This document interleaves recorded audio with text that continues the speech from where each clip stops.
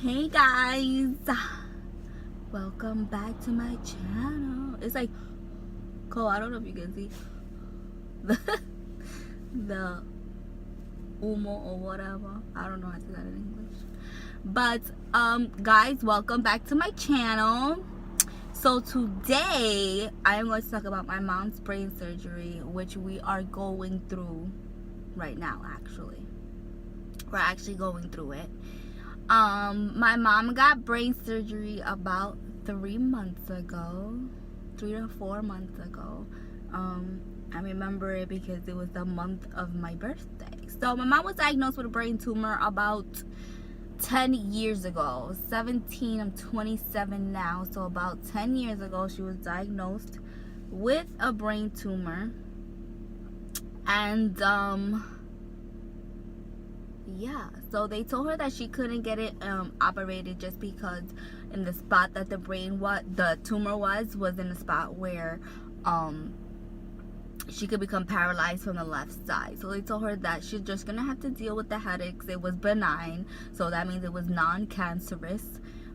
So she was just gonna have to deal with the pain and deal with the headaches. So what we did was we dealt with the pain and we dealt with the headaches. And then one day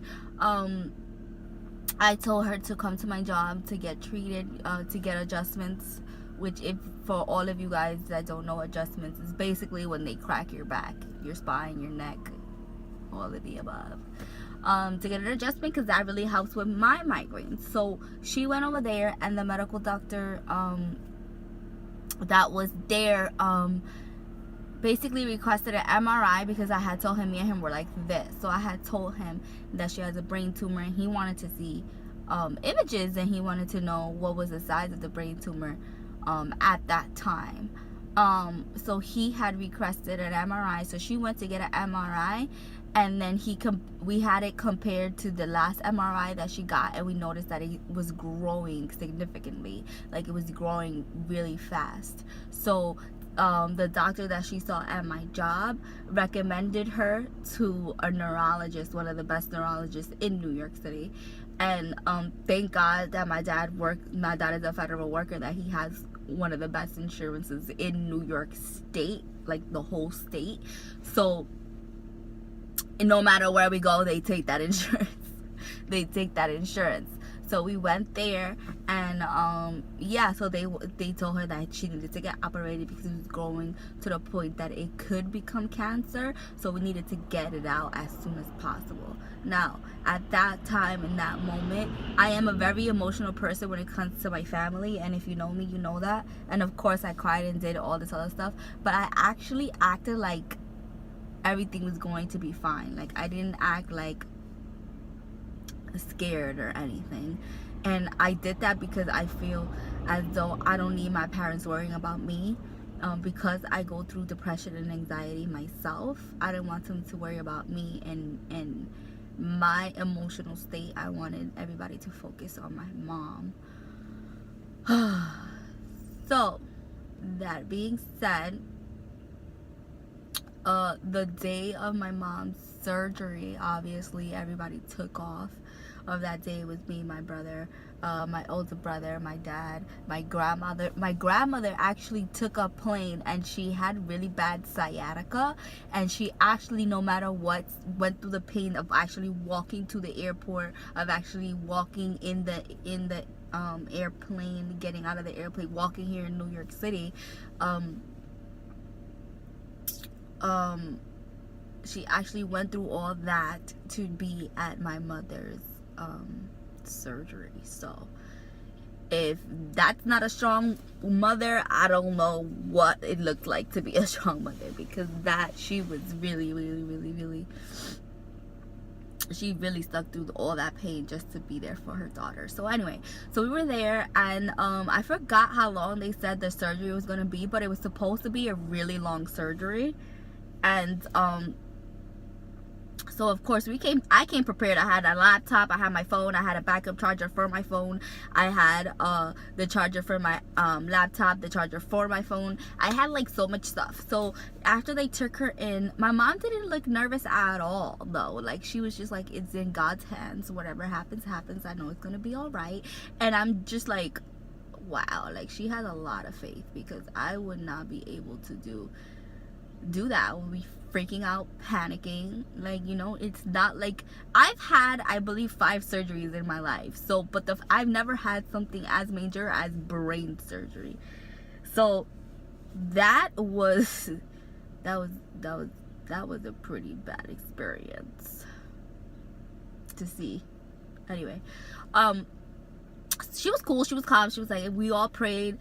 The doctor that she saw, his name was the doctor that operated on her, his name was Dr. Golfinos. He's one of the best neurosurgeons, I swear. Anyway, so he took her in and we said our goodbyes, and my daughter was in school, so that was good. And I already had arranged somebody already to pick her up, so I was already set for that. So we all stood there until the surgery came out. So when she went in, we went to the cafeteria to go grab something to eat. I know, right? How can you eat in a situation like this? Well, we're the type of family that we eat when we're stressed the fuck out. So we eat and eat and eat and eat and eat. I don't understand how I'm not obese. Like, I really don't understand. But we eat when we're nervous and when we're depressed and we have anxiety. That's all we do. So we were eating. And the surgery took about only 2.5 hours. So when we got the phone call from the nurse that my mom was out and that she's in recovery, just to give her an hour to recover, like in the recovery period, and until we get up there, we were like, what? That was it? So then the doctor came downstairs. When the doctor came downstairs to find us, he was just like, all right guys, so we got 90% of it out. And we're like, okay. Mind you, going into this, we already knew that a part of the tumor was going to stay inside, just because of the placement where the tumor was.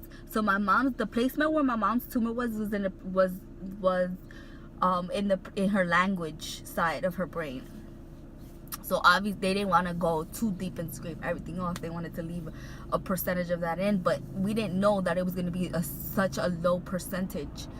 So we were completely shocked that it was 90% that they took out and they only left 10%.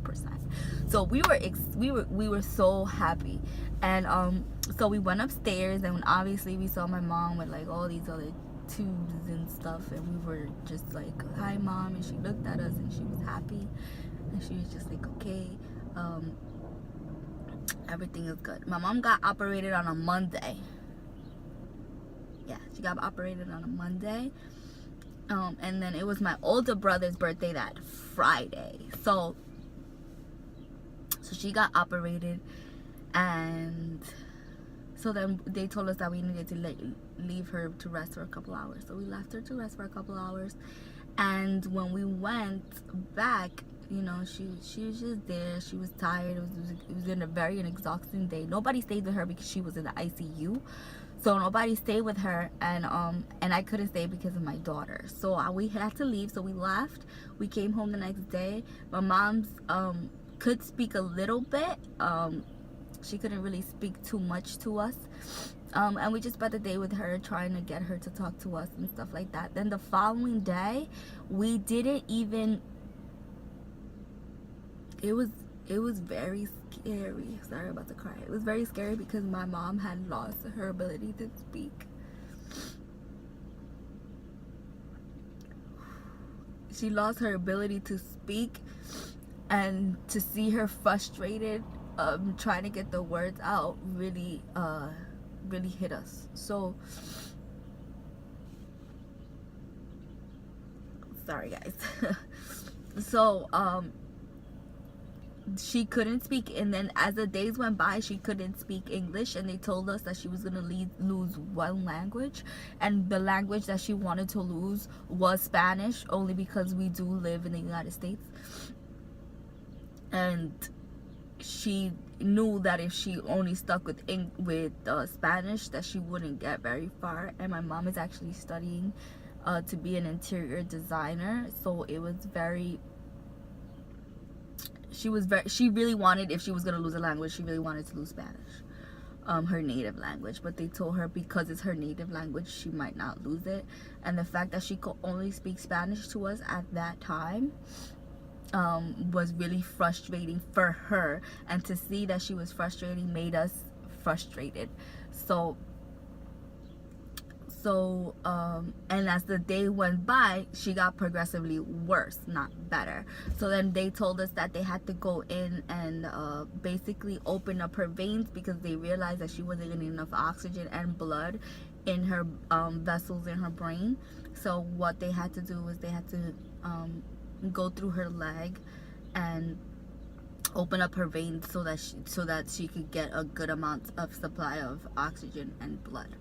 So when that happened, when she came out, she could actually speak better at that point. And so then Friday came along, and it was my older brother's birthday, and she was anxious and nervous, and she was crying, and we couldn't figure out why she was crying. And then we realized she kept pointing at the date, and then we realized it's because it's my older brother's birthday, and she was upset that he had to be there in the hospital. All she kept saying was, "I'm sorry, I'm sorry, I'm sorry." And of course we were like, stop it, like stop it, like it's not that serious, it's a birthday, we'll have another one. So then at the beginning of the following week, she was doing better, she was speaking better, she knew where she was, she knew how to communicate better, she knew how to write better, because she lost the ability to write as well. So they had come up to us and they asked us if we wanted to put her in rehab for physical therapy, occupational therapy, and speech therapy. So we decided, yes, she didn't want to go, but we had decided that this was the best choice for her. So we went. And so my mom was in rehab when it was, so my birthday was actually the following Friday after my brother's. We're a year and exactly a week apart. So when the following Friday was my birthday, she was already in rehab, so I went to rehab to go spend time with her. And so we went there, and she just like was like, "I'm so sorry that you have to be here on your birthday." I was like, "Ma, it's fine, like it's okay." And we realized that she was speaking more English, but she didn't realize that she was speaking English. We were like, "Mom, do you notice that you're speaking English?" And she's like, "No." And I'm like, "You're speaking English." And she's just like, "Really?" And I'm like, "Yeah." And she said that it was weird that in the beginning, like when she woke up from her surgery, she was thinking in English, but she was speaking in Spanish, which was weird. So we were like, "Wow, that's weird." Whatever. She was really depressed at that moment because she wanted to just go home, and they told us that she was going to be there for another 2 to 3 weeks at rehab. So the following day was November. My birthday's November 10th, so November 11th, I had called her, and people from our church was calling her to go visit her. And so I was like, okay, hold on, let me call my mom to see if she got visitors. So she's calling, she's like, "I need you to pick me up. I packed all my shit, like come pick me up, like I can't be here, I'm so depressed, I can't be here, please come pick me up." And me knowing my mom and the person that she is, I know that I had to get her out, because she cannot be depressed. My mom is not a depressed person. So I went to my dad and I was like, "Dad, go take a shower, go put all your shit on, because we're gonna go pick up Mom." And he's just like, "What happened?" I was like, "She's not in the right state of mind, like she needs to get the fuck out of there." So he was like, "All right, cool." So he got into his car, and I got into his car, and we drove over there. So when we drove over there, they didn't want to let her out. They were like, "We don't advise this, you know, you're basically going against medical advice." And we were like, "Listen," we had to explain to the doctor, "Listen, she's doing better, she can't do anything here. You guys restrict her so much. She's a very independent woman. She needs to be in her house where she can do stuff that she knows how to do. And here she feels too restricted, and she feels very depressed. So we feel like we need to take her out. So after like an hour of talking to the doctors, we finally got her out against medical advice. So we went and we took her out and we came home, and we've been home ever since. My mom cannot go outside by herself. She's going through depression at the moment. She sometimes latches out, and it's out of frustration. So right now we're still definitely going through the trials and tribulations of this recovery process, but we're such a close-knit family that we're trying to stick through it and be, you know, as close as possible. Me and my mom do argue sometimes. We have a typical mother-daughter relationship where everybody just fights and fights and fights.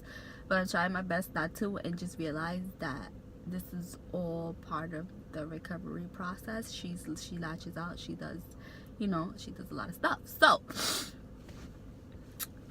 again, I am a person that's gone through a lot. Okay, women. So please keep my mom in your prayers. I know this is a very frustrating time for our family, but the fact that we're going through it, and I'm showing you guys and I'm telling you guys what's going on, and you guys still see me all happy and jolly on social media is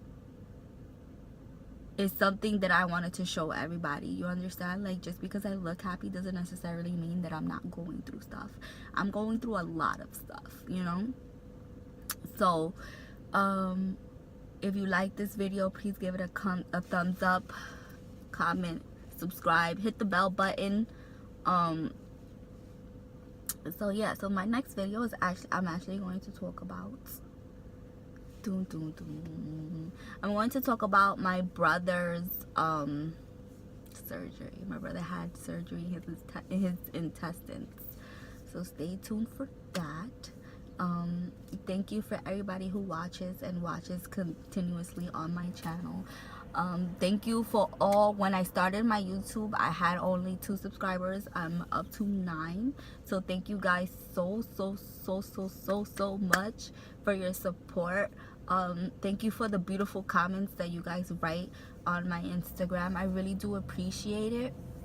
As I get more subscribers and I get comments and stuff, I am gonna put shout outs.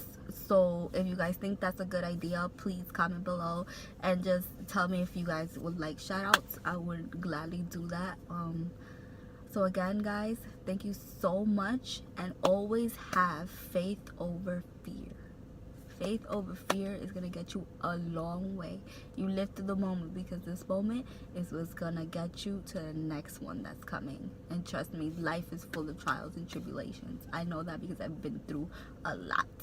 Alright, guys, so thank you so much. Kisses to everybody. Have a blessed Sabbath. Bye.